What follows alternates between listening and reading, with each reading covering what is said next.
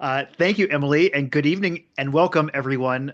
My name is Patrick Quigley. I'm the artistic director designate of Opera Lafayette and the host of this evening's very special installment of our Salon series.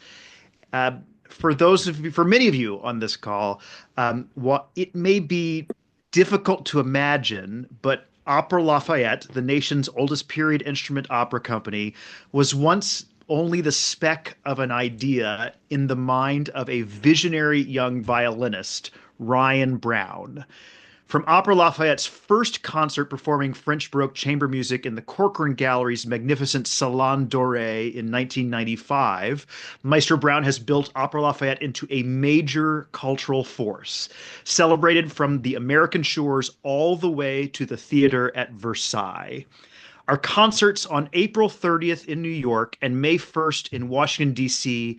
will focus on the music, the musicians, and the composers that Ryan has championed and elevated during his 30-year tenure.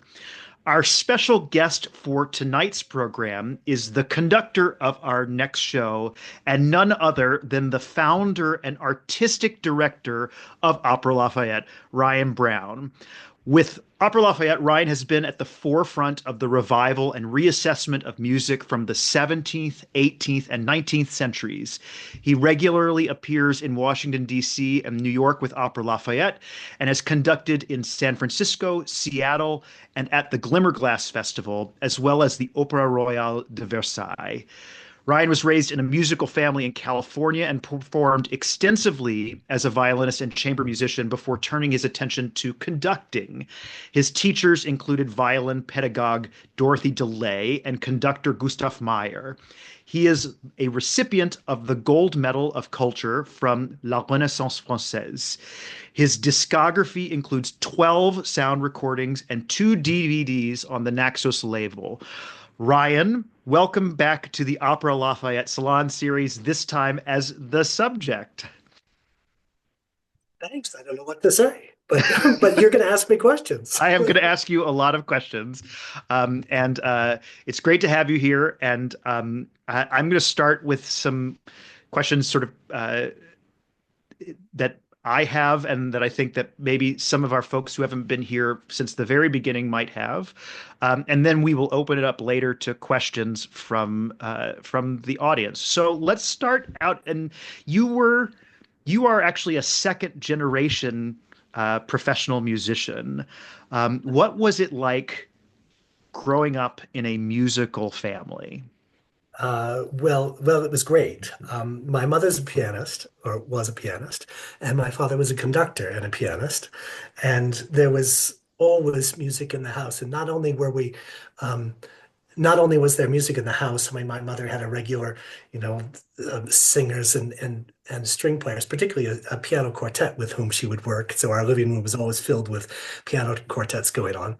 Um, but my father, being the conductor of the Santa Rosa Symphony, and for 38 years, um, he we would host the musicians too, who would come. And so I remember, for instance, like Murray Pariah, I had to move my bedroom so that Murray Pariah could stay in it before, Oh my and and there was a famous my father's conducting teacher came once, Richard Lert, and he used to put the portrait of his late wife, who was the famous author Vicky Baum, who wrote Grand Hotel. And we'd listen, he would hear him speaking to Vicky, in the room. So there was always this kind of, you know, dialogue going on, and always music in the living room. And So. and did you start out on violin or did you start out on piano? What was the I beginning? had a couple of years of piano before I started violin in fourth grade with all sorts of other string players, and we competed to see who practiced the most each week, kind of thing. Wow. So filled in our. It started with just 10 minutes a day, but moved up fast. That's fantastic. So, you started violin when you were in California with a musical family, but then I mean, knowing you is to know how proud and also how formative your experience was at Oberlin. And I wonder if you might talk a little bit about your time at Oberlin and maybe what that gave you on your journey to founding Opera Lafayette. Um, I guess when I think of Oberlin, I think of three sort of formative people. Um, Two of them in a particularly good way. And I'll speak mostly, of course, of those who were actually fellow students. One was the conductor Michael Morgan, who was just a year older than me, and who was from Washington D.C. and who became a great friend. And I guess he was a super example for kind of entrepreneurship.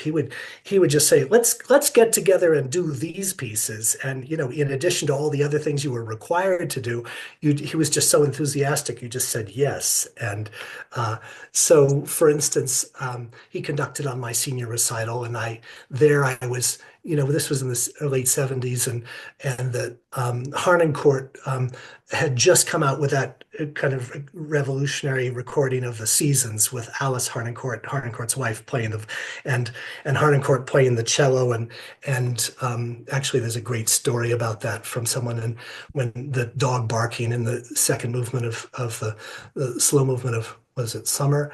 The violist wouldn't do it nastily enough. It's this bum bum underneath this beautiful melody, and Harnoncourt picked it up and said, "No, it has to be like this." And he actually plays it on his cello, even though it's a viola part. So we had heard about that, and were inspired by that. And that was my first sort of diving in with early music, was to do that with Michael conducting, in on my senior recital. And then Stephen Isserlis was also a contemporary. He came for 2 years, and he didn't have any place. This is a great English cellist for those who might not know, and he didn't have time to go, couldn't go back to England so he would come to stay with us in California. We would play trios and and quartets together. So as a string player, the ideal sound I had in my ear, and really still have, is Stephen's. And Stephen played on gut strings even back then. Um, and and then the not so the more questionable thing of, for a couple of years, I had a teacher who was was focused in on just how neurotic I could be about being a perfectionist, and sort of accentuated that. And so I think by the positive side of that was, that once I figured out that I really wanted to have fun performing, I knew that that was going to be a goal, and it took a while to get past that perfectionism. But so And you went from after Oberlin, you went to Juilliard to do yeah, your via Cincinnati. I studied in with Dorothy DeLay, both in Cincinnati and at Juilliard. Right, right. and how did you make the switch from being, I mean, if you're studying with Dorothy DeLay, you're studying the Tchaikovsky concerto and Ex No joke. Fortunately, I also a few other, like the Stravinsky and the Prokofiev G minor, both of which I played with orchestra. But the Tchaikovsky is what did me in and turned me to early music, I think. I was really. I was sitting there in the Juilliard practice rooms and practicing that and getting so sick of it. And and then I saw that there was a course taught by Albert Fuller, who is the one of the sort of founding godfather of early music in America in some ways, having founded Aston Magna. And a friend of mine had studied with him and said, he's really interesting. And he had a class called The Mummy's Hand. And I said, what's that? And so when we got there, you figured out that what he meant was that if in a movie, in an old movie, you would see a stage set and there would be nothing but a baby cradle, like moving in the middle of the set. And you'd hear this tremolo in the strings, and you knew something nasty was going to happen, as if the mummy's hand was going to come through. And that was an introduction to, he did that so he could introduce Monteverdi, having first used that tremolo kind of sound in his music. And so the subtitle was Images in Western Music. And so I was practicing the Berg Concerto actually soon after that, and which is replete with images. And I took that to him, and he introduced me to Monteverdi's Tancredi and Clorinda, and which had some of the same images, and it was a great experience. And then And then he introduced me to two of his students who were in New York. And one was in the or had an orchestra, and with whom I first did some Rameau operas. That was Jim Richmond, whose wife, of course, is Catherine Tarosi, who became a great partner in with Opera Lafayette. And the other was Andrew Appel, who became my kind of partner in chamber music playing, and with whom I started. Well, he started the group, and I was the first violinist of a group called Four Nations Ensemble, and then and actually that morphed into interesting Opera Lafayette experiences. Well, So. and let's talk a little bit about this. So you're in New York and you are trained as a modern player, but you've become more and more interested in 18th century music. And clearly the Four Nations was influential in sort of getting you to think about chamber music and playing this on a different level. What in what ways was that time in New York sort of in how did that influence your musical ideas that eventually came to found Opera Lafayette? Well, I was doing both new and old music, and actually, I just want to make a quick plug. I just learned it from Juilliard that Joel Krosnick just died, and he was the cellist of the Juilliard String Quartet and my coach at chamber music, and he was a wonderful coach, by the way. And so I did a lot of new music because of Joel, and then. Um, uh, my experience with Four Nations and with Andy, and also then with Loretta, who soon became the cellist, and Claire Jolivet, who was the other violinist, because we had a trio sonata configuration. Um, we sort of developed a style. I mean, we played a lot together, a lot of repertoire together, and it was a very kind of rhythmically free and really probing kind of style. And then they became the key players in what eventually became Opera Lafayette. We were the violins of Lafayette first, and so it was as if we could kind of jump to this level because we had all knew each other's musical instincts, and um, and we didn't have to go through the slog of finding musical voice together, and Right. that was sort of that was the key, the core of the chamber music and the large some of the orchestral things that we did in early days. Wow. So when did the idea for Opera Lafayette, I mean, and it wasn't originally Opera Lafayette, the Violins of Lafayette. When did that first come into your brain as an idea, and how did it come to fruition? Well, I think that on some level, I knew that I wanted to run a group.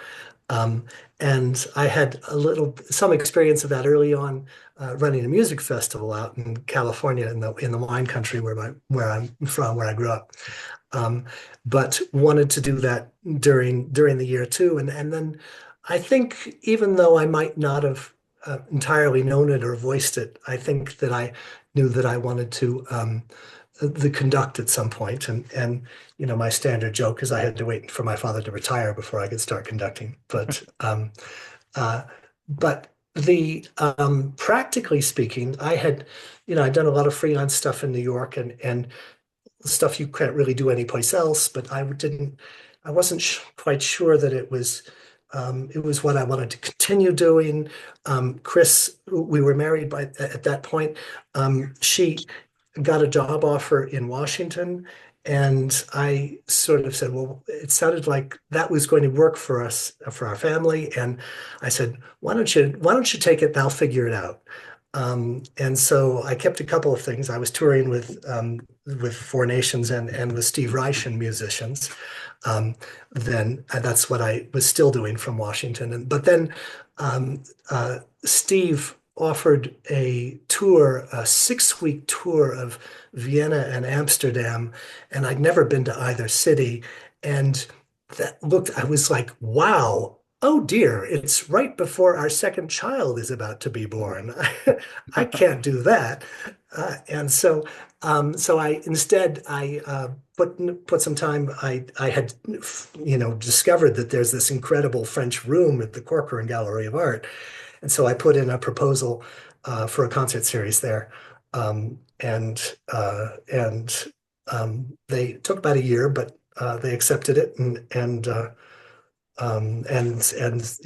it allowed me to be in Washington and be with family. But not always, though.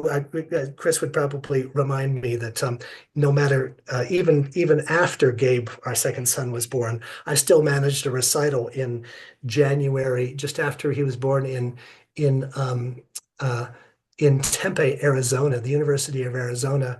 And unfortunately, there was a snowstorm in Washington at that point, and the whole roof sort of collapsed on the baby room while I was gone. Oh my God. So, so, so I came back and tried to stay home more often. Oh, So, that sounds. It seems like a sort of a natural discernment process in that way. yeah, right. Uh, so the Corcoran Gallery and the Salon Doré, which you just mentioned, and it's since been acquired by the National Gallery, Right, played a right. really instrumental role in the early history of Opera Lafayette. And you told us about how you proposed a program to them, but could you talk a little bit about the room itself? I mean, it's not as accessible as it once was. Right, right. And what about the room and the institution around it was helped you to sort of clarify about the music that you would perform on that first concert?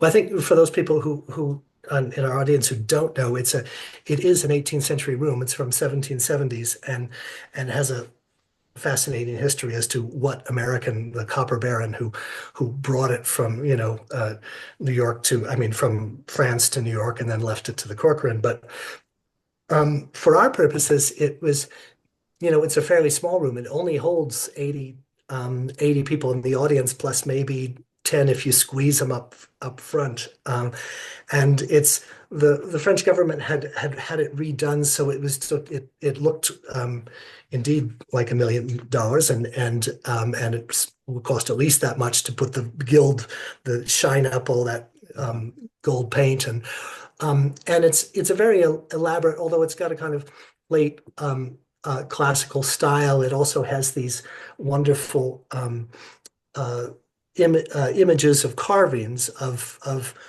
for instance, the arts. They're called trophy panels, and you have one that focuses on architecture and the arts here, and another on nature and philosophy, et cetera, et cetera. So it was on the one hand, it provided some inspiration for themes for concerts and around 18th century French concerts and 18th century French music, which I had a particular interest in, obviously.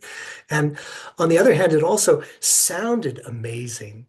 And so when we did like a Corelli Concerto Grosso there, someone I remember coming out of the audience saying, he says, it was great. You don't usually get to hear that at boombox volume. And it was a room that made us sound probably better than we were when we were starting out. And that was a place, of course, where people wanted to come and a wonderful ambience to hear music in. So And how long were you all performing in that room as sort of your primary performance venue? uh, gosh, um, maybe 3+ years. I think what happened is, I gradually got interested in opera, which I hadn't been interested in as a kid. And I think that when we first did Charpentier's Actéon in the Salon Doré with Jean-Paul Fouchécourt, who we drove down between Met performances with his partner and his dog, so that he could, be with us for 3 days. Um, he we that was the biggest thing we could possibly do in the Salon Doré. And then and then we decided to do Rameau's Pygmalion, and which really requires larger forces, and we're able to do it in the grand foyer of the Corcoran, and and then we started getting ambitious and kind of outgrowing the Salon. So Right, right. And so and among American opera companies, Opera Lafayette has had probably the most storied history of performing the music of Jean-Philippe Rameau in the United States. And hmm. as you said, Pygmalion was the first that you first his house debut of opera pieces in for Opera Lafayette. So talk to us about what that first production was like, because I'm not sure that there's some people probably on that are listening to this and watching this who were there, but for the rest of us, it was sort of a happening, I think.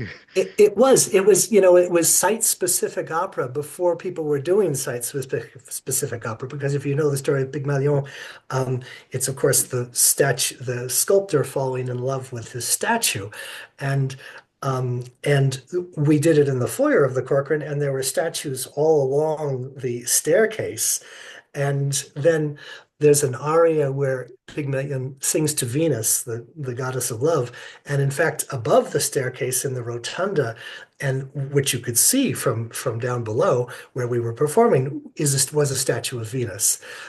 So it was really, and then we had the chorus coming down the stairs, and and and Catherine Tarosi, who played the statue and who has to, be there not moving for the first half an hour of and then start to move in its magic when she does, was on a pedestal, of course, along with those statuaries, uh, and then we got one of our patrons. I had just met on the Hill, um, Jeff and Wendy Mora, and Wendy, who is no longer with us, but was the dancer. And we talked, and we said, well, how about at the end? Because so many of French operas at the end are supposed to kind of break down and make the audience and performers one. I said, Wendy, would you be up for like Catherine taking your hand and coming up and starting dancing with the audience? And so she was up for that, and so there was a kind of we sort of simulated that joint audience performer experience at the end, which so it was a happening, and I remember it, of course, very fondly. Yeah. Well, and it really sets the stage for, I mean, not just Opera Lafayette, but this is 30 years ago, and it's absolutely what everyone is talking about right now is how to break down the walls between performer and audience and put opera into different places. And so it's really remarkable that was at the very beginning, that you all were sort of leading the charge in that. Um, Well, uh, yeah, we uh, also did the postmodern thing of putting in a French song from the late 19th century in the middle of it with mixed results. But so no, we've been a little returned to occasional purism with after that. So. sure. Um, and since Opera Lafayette's beginning, you've been really unceasingly dedicated to reviving pieces that have not been performed for a very long time and often for many hundreds of years. What are some of the works that were the most surprising to both you and the performers when you premiered them? Huh. Um, Well, you're right. You're right. I always enjoyed doing things I didn't know, and so that was like Rameau. My standard joke about why did you do French music is because it was the extent of my youthful rebellion going into French music when my parents had been in German and classical music, and but Rameau was when Albert Fuller first introduced me to his music, it was just opened up my eyes, and So I knew there was a lot more. And I didn't know Lully and I didn't know Gluck. And those were the first things we did. And then it was actually through our friend and colleague Nizam Katana who said, well, there are a lot of works out there that, you know, you don't even know you know yet. And you don't even know you don't know yet. And and he knew that I had wanted to follow, for instance, Gluck with a contemporary of Gluck and explore more deeply. And so he suggested the Sacchini di Bacolone, which had never been done in the United States, which we did. But we moved on from some opera ballet. Well, I mean, as you know, we've done a lot of opera ballet. We'll probably talk about that later too. Um, but I would say that the pieces that were most surprising to me were some of the opéra comique. Um, because and for instance, when you look at a score of Monsigny, it in some ways it looks so simple, but then when you start realizing that every musical movement reflects something in the text, and the text is terrific by Sedan, and that Monsigny and Sedan were like Strauss and Hofmannsthal and really creating something that was so carefully and beautifully constructed, even though apparently simple on the outside, when you first look at it. I think it was the process of discovering just how what those kind of subtleties were, um, which was most surprising to me. Um, that and that goes for a few composers of opéra comique. And considering as a kid, I did much more complicated contrapuntal music and was not interested in uh, uh, musicals and musical theater. It's kind of ironic that we made our mark in doing coming around to that later in my Right. life. Absolutely. And I mean, and really sort of pioneered that form with period instruments in the United States and in North America. Hey, and even oddly enough in France, because the French were so that was they haven't revived much opera comique, Mhm. even though they had the building and the opéra comique, and so I think they were kind of surprised when this American group started doing French opéra comique, and so Well, I mean, and that's a good segue to, I think, what was a real highlight of the past 30 years, which has been both for the organization internally, but also for your fans in DC and New York, which has been your appearances at Versailles. And can you talk to us about how that debut came to be and what it meant for Opera Lafayette's place in the world of Baroque opera when you and this sort of upstart group Mhm. of Americans show up at sort of the center of culture and present a work that is native to the land that you are showing up in? Yeah. That took some nerve in some sense, doesn't it? Um, but well, you know, there are several aspects to that. Uh, the main the real ask came after we had recorded Monsigny's Le Déserteur, and the Versailles had just there was a fellow who had just gotten the job to put on concerts there, Laurent Brunet, and he had worked in Germany, and he thought, why should France only present French groups? And so he started looking around, and he uh, he recognized that we had done something important by recording Monsigny's Le Déserteur, and asked whether we could bring it to Versailles. But as you know, we do a new thing every year. We can't put that much, we didn't do that many revivals, and so I ended up uh, uh, saying, well, how about Monsigny's Le Roi et le Fermier instead? And fortunately, he accepted that. But it was a big lift, of course, to get there, and I wouldn't have ever imagined that we could, except actually, it was one of our early board president's Bill Gradison who first put it in my mind that we could conceivably go there. And I thought, wow, how would we do that? And then it turns out that his wife, Carrie Gradison, ended up helping put together a patron tour, which made it possible. The orchestra donated some of their time to make it possible, and then of course they had a certain fee which wouldn't cover everything, but once we got there, the special thing about it was also that we got to play on the sets, which were from that still existed and which were in the Petit Théâtre de la Reine, in the Marie Antoinette's theater, and on which she performed the work. And they brought the sets over into the Opéra Royal, the big theater, and brought in the stage a little bit so that and it was a spectacular thing, and all the French were sort of groups were kind of scratching their head and saying, how did the Americans get this sort of special treatment? And but it was because we were adventurous enough to pull Monsigny out of the woodwork. So what was the actual physical experience of making music there like for you? I mean, because clearly you had to rehearse on these original sets at some point. You were in a pit that had like and a room and a that has a lot of storied history to it. yeah. What was both?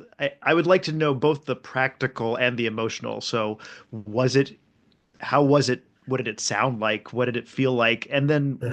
what was it actually like as a human? So, Well, the sound is spectacular. One of the great things that is, of course, is the pit is not you see the orchestra, and it's set in a rounded and terraced kind of situation where the audience looks down and feels the orchestra and the stage as a one entity. Um, the and of course, everything's built of wood. Even the faux columns, the marble columns, they're actually wood, and so the resonance is incredible. And when afterwards the French, it was a success. Well, the famous thing is that, I started. I was backstage with the 14 firemen who were required to be there, and and chatting with the firemen before going on, and then I started it. And I still remember the downbeat, and the sound is so wonderful coming out, and and then you don't hear anything from the audience, and I'm thinking, we're doing absolutely the best that we've ever done this. What do they think? And yet they're very quiet through the whole thing, and then at the end they break out not only in thunderous applause, but they stomp in rhythm on the floor, and the floor is of course wooden, and it's underneath, and so there's this deafening sound, and that was a very a hugely satisfying and wonderful moment, and one wouldn't have expected it from the night before when we couldn't quite finish the piece in the dress rehearsal.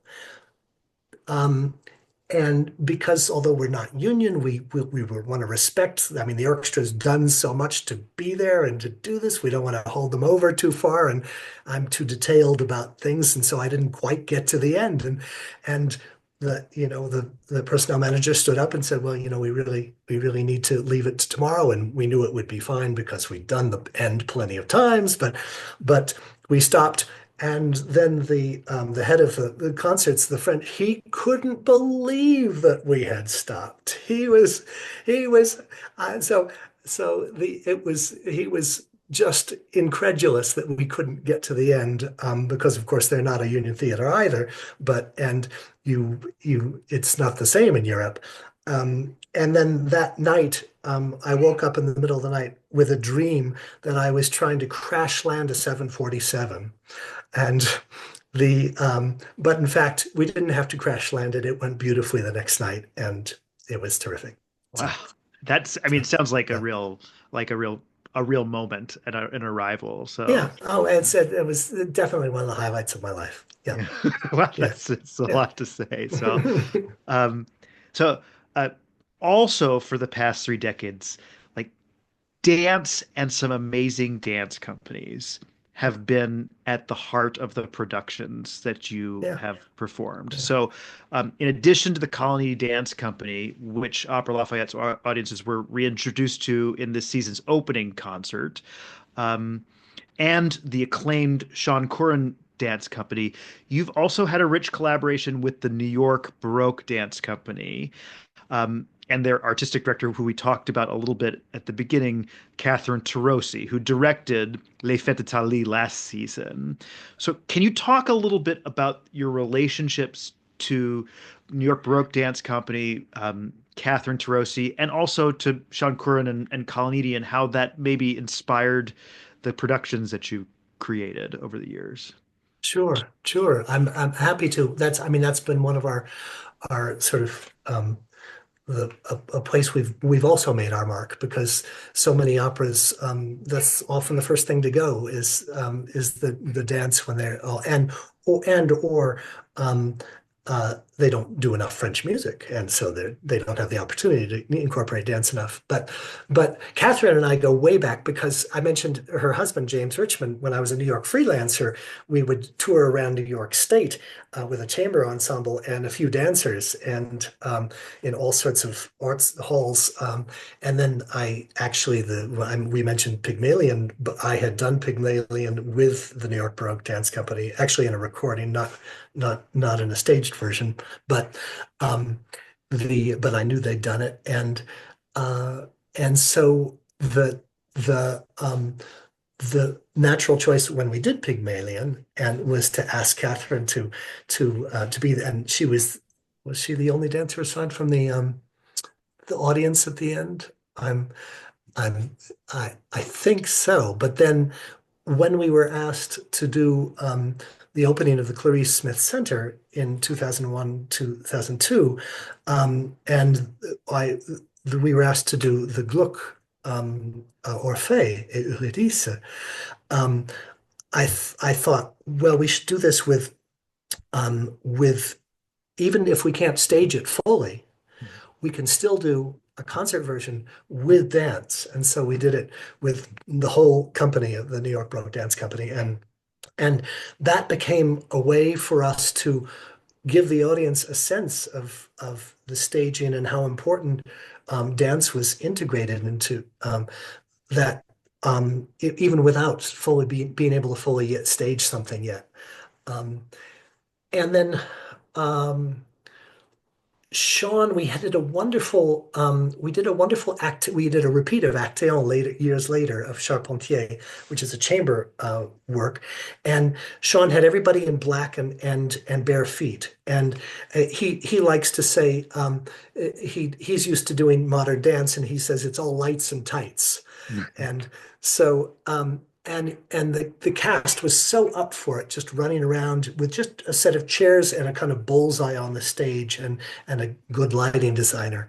Um, and so that was a kind of a different concept.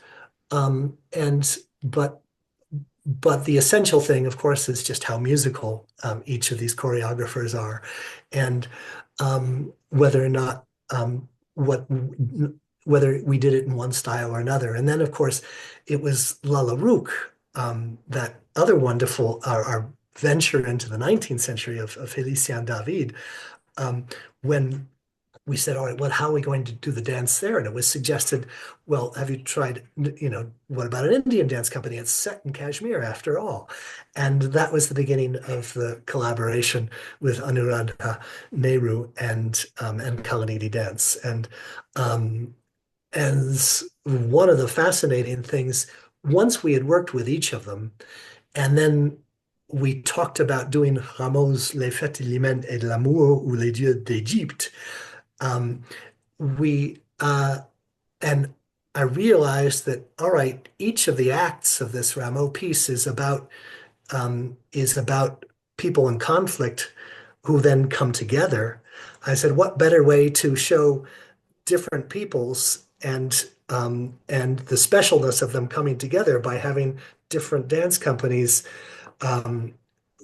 represent each of these people, and the And so, of course, I asked the three dance companies we'd worked with so successfully, and kudos to them for saying yes and being willing to work because not only did they each of the choreographers took an act, and then they came in and they were required to dance together after having danced alone, their companies, and and Catherine's famous line about was she just started to panic when she saw that she goes up on the downbeat and the Kalanidi dancers go down on the downbeat. So when they're going to dance together, how is it going to work, you know?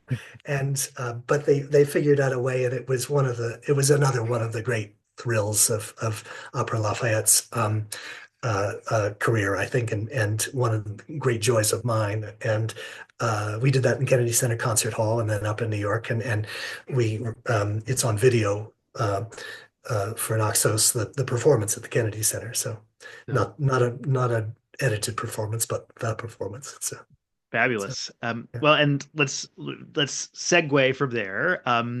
You and Opera Lafayette have quite a discography on the Naxos label.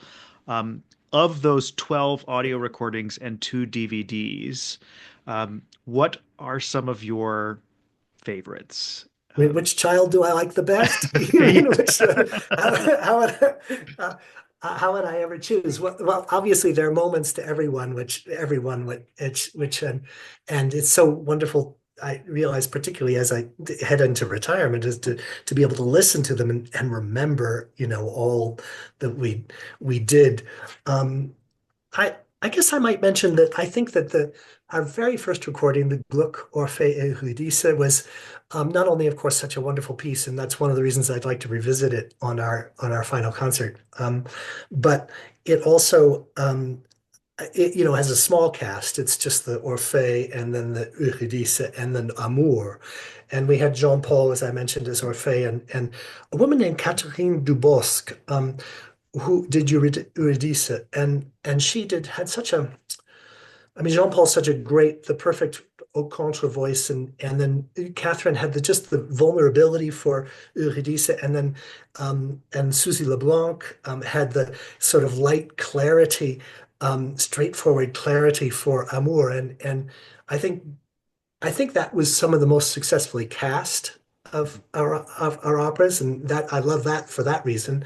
I think that Le Roi et le Fermier, which we took to Versailles, is a very is a very every kind of everything worked about it, and and then um, and then of course Lala Rook was such a fabulous surprise to everyone and everyone in the orchestra. I think the early musicians who then were starting to play 19th century instruments, and and the wind section had so many fabulous solos, and the textures were so extraordinary that and it was kind of new to all of us. I think at least those are three of the as a whole that stand out in many ways. But there are moments you know I wouldn't give away from any of them. So Sure. Yeah, absolutely. And I want to remind our audience that I have a few more questions for Ryan, but uh, we would love to also take questions that you might have. If you want to put them in the chat, just type them in, and we will get to as many as we can uh, before our time runs out today. So please consider asking your questions in the chat, and we will ask them of Ryan before uh, he gives out. So um, so I joke that I could be like Cory Booker. Be careful. right, exactly. So Ryan, your final concert as artistic director is coming up at the end of the month, and you have populated with a quilt of works that are deeply important to Opera Lafayette. So can you tell us a little bit more about the program and what the audience can expect? Well, I mentioned that I wanted to revisit some of Gluck's Forfait et Eurydice. Also, a little bit of Armide. which was one of our a very important performance and very special one uh, and for our 15th anniversary, I think it was. And um, I thought Monsigny had to be there. So there's an aria that I can still remember recording it with Bill Sharp and how much joy that gave me. And so we're opening with that with Taylor Ward, who is a favorite of both yours and mine, but I've only worked with him recently because he's your generation. And and then and of course a little bit of a rameau. We have to do something from Platé, and again, thank you for introducing me to James Reese, who is kind of a latter-day Jean-Paul Fouchécourt, and somebody you've worked with a lot, and I'm thrilled. I had a nice session, with each of them the other day, and then Paulina Francisco, who stepped in, and Tali will sing, um, and and of course, I thought, well, we're doing a little bit of Grétry, one of my favorite Grétry arias, and Pascal Baudin sang it with us. And I thought, well, it's in this kind of clipped Akkadian accent that I said only Pascal could go. "Comment ça fait?" And so um, the so she'll be with us too, and we have a fifth singer to round out because we'll do some of the choruses. A little bit of Philidor's Sancho Panza, which was, such such a fun work in that it's a scene from Cervantes, um, which Sancho thinks he's governor of an island, and he's being led to believe he wants to be governor of an island, and so people play a trick on him, and he gets to be one, but he realizes quickly that he's not really up to the game, and so it's a great comedy, which, and I have to mention Nick Olcott's great role in this company. So many things that Nick's directed with us, and so many comedies that he's just brought out. Um, and so anyway, the French for the French, it was a subtle criticism of the government in 1762, and need one say more? Right. Well, Um, so, I, So those are, and and a little bit of Sakini. Oh, and we're going to, because it's only a chamber orchestra, and well, I also have to mention one of my favorite young artists is going to conduct Mozart's Exultate Jubilate, and with Paulina Francisco singing with you conducting, and so I will symbolically hand off the baton, and we haven't done that piece ever before, and so that'll be terrific. And before that, we'll do we'll show a few video clips from a few things that we couldn't possibly bring back in a staged form, but we want the audience to be reminded of the fact that we did grow into a staged opera company, and that's been a wonderful thing, even as the heart of the group has really been the orchestra and the music making. yeah. So, Um, Given the repertoire on this program, I think you've answered this question sort of on the edges, but do you think that Opera Lafayette has had a signature style over the past 30 years? And if and and what is that? Like or if the answer is yes.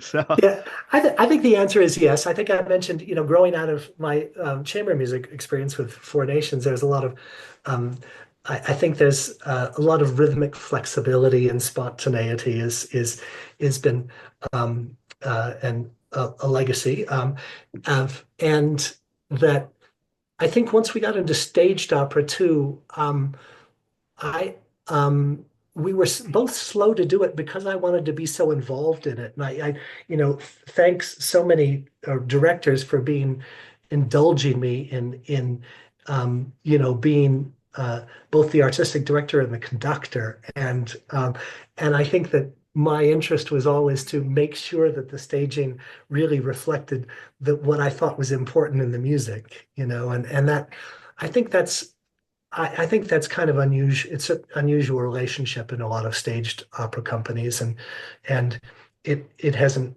that hasn't always been easy or efficient necessarily. But I think that in the end, um, we got something where the stage and the music were really, um, it all made sense because it came out of the music and the libretto.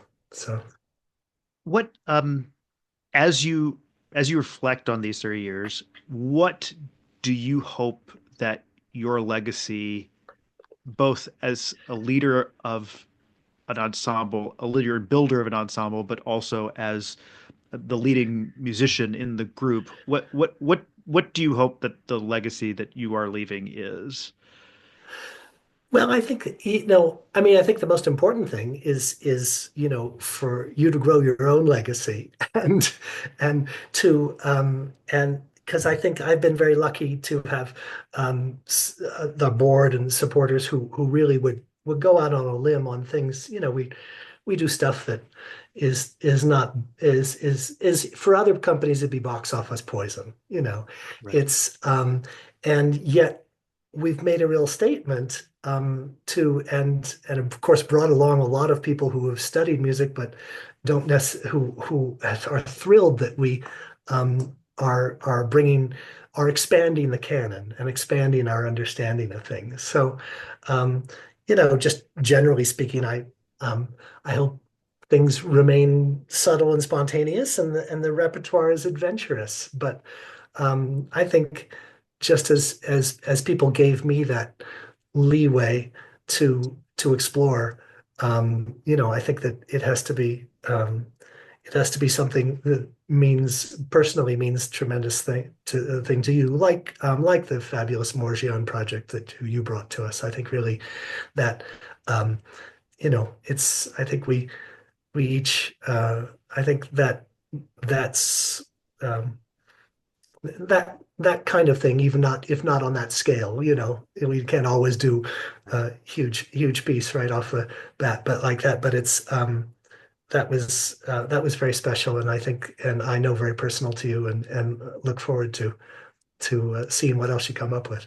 Well, I mean, I can't tell you how exciting it is to be able to like continue this remarkable legacy. And um, I think even I learned a lot on this discussion. We've been talking about this for 2 years now, and I even learned something new about Opera Lafayette tonight. And we're going to open it up to members of the audience. But before we do that, can I ask you, what question have I not asked you that I should have asked you?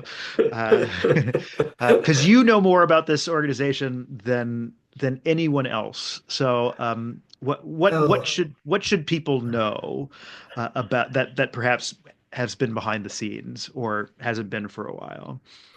Oh, actually, I was talking with Lisa the other day about this, and there are some things which will go unmentioned, but will live in memory forever. And it's not all a bed of roses. And we as musicians know that um, our ego is tremendously involved in all this, and so the I think being being a uh, being that there's being a psychologist and an entrepreneur and all those things are really as much of what goes into being an artistic director as being exciting on the stage as much as we might really look forward to those moments of when it gets exciting on the stage. So, Yeah. um, but Uh, so. so I have a couple questions. The first is from Amir Manraj, and he asks, "Why are Opera Lafayette's productions only in DC and New York?" How did you? Yeah. Well, I hope you'll change that. And and It's mostly a matter of finances, I think, and time and energy that to organize it. Um, we I think it's hard to tour with pieces that don't already have a known entity, Mhm. aren't already a known entity. And fortunately, Versailles was willing to take that risk, and we made it happen through the whole community making it of Opera Lafayette making it possible. But um, the uh, I think that there's a possibility of that changing, and it would be wonderful to see Opera Lafayette under you be able to repeat each of these programs in other cities, um, and find a base of support in those cities to make that happen. I mean, from your lips to God's ears, I think on that Yeah, one. So, yeah, yeah. um, Anne McKinnon says, creating and managing a company is a lot of work. How have you managed to do all that and also hold on to your inspiration and spontaneity as an artist? And what has been the hardest part of that? Um, Gosh, I think having being able to, I mean, here I am, as you know, in Colorado doing completely different stuff, right? I have a place to get my head away from music and doing other things like, as glamorous as cleaning ditches with with Elon Musk's tool, and and and that you get outside and you get the energy back and you come in, and then studying music is just so glorious after that. And and then you get tired of that and you want to go do something. So I've been very lucky that way. Um, I think it's also the fact that I haven't done a lot outside of Opera Lafayette since Opera Lafayette is it makes each of the productions, um, so it makes it quite an intense experience, um, and but always something to look forward to. I'm not sure, and I think I've always, I've done a project which I really wanted to do and haven't um, haven't and so it's kind of a process of putting a dream into reality over sometimes several years, and um, and thank God we record them so they're not completely gone after we finish, right? Uh, Now, here's a question. I this is it's a contingent question. Jill Esterman asks, do you keep up with contemporary opera, and what do you think of those uh, compositions that look forward to the 21st century, and how are they comparable or in dialogue with those from the 18th and 19th century? Oh, well, I mean, there are a lot of interesting possibilities there. As I said, I did a lot of new music earlier in my career, and then, when I would be out here in the West and I'd go to Santa Fe, it used to always be I'd see the Strauss opera and the new opera, and um, I I've been here's a project for you. If you um, the there's a great tree, one actor called Le Tableau Parlant, the talking picture, and then there's that great um, oh, the age and names and Martineau. There's a wonderful Martineau piece called I think it's called Alexandre Bis. It's a French opera of Martineau's from the 20th century, which is about a talking portrait. And I thought there would be an evening of one theme and two different centuries. That would Um, be, yeah, that is so I quite think, yeah. a. So there are ways of things reflecting each other, and um, so Uh, yeah. and this is actually from Lisa, and she says Steve Reich and Monteverdi are like you were doing these at the same time, and seemingly on the page they are quite divergent. and how did those two works in like those two ideas interact simultaneously, and did they ever inform each other?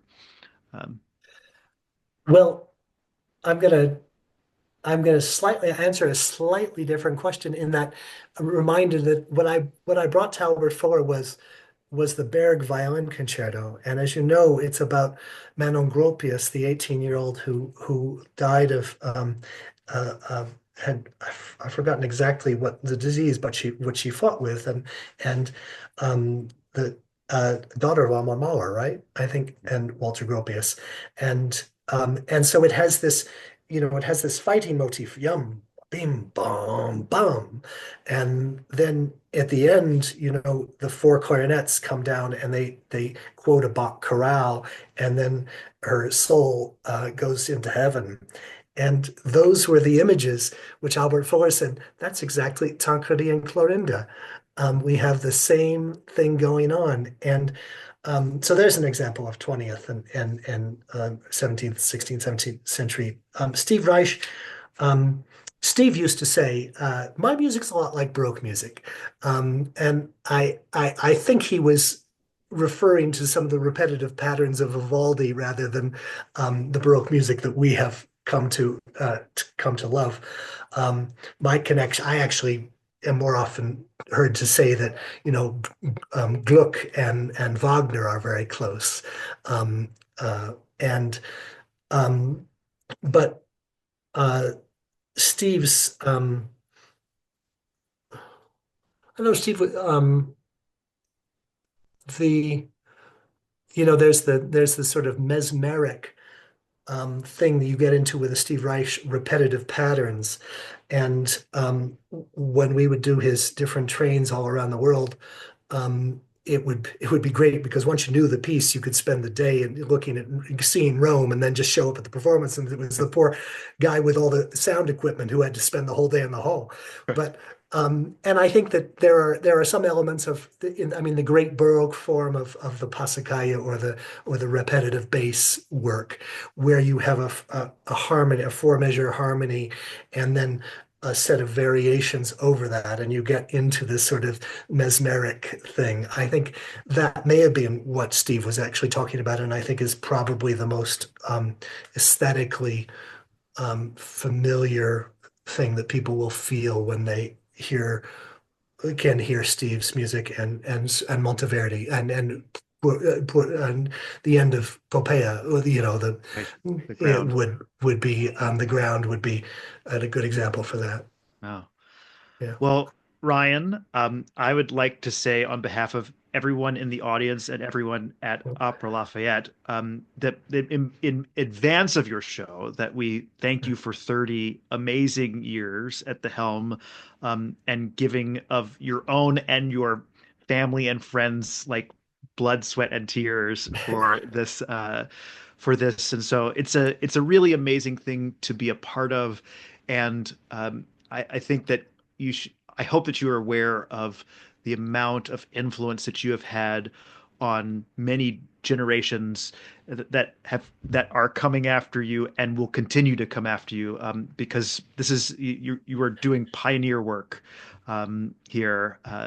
So thank you very much Yeah. for that.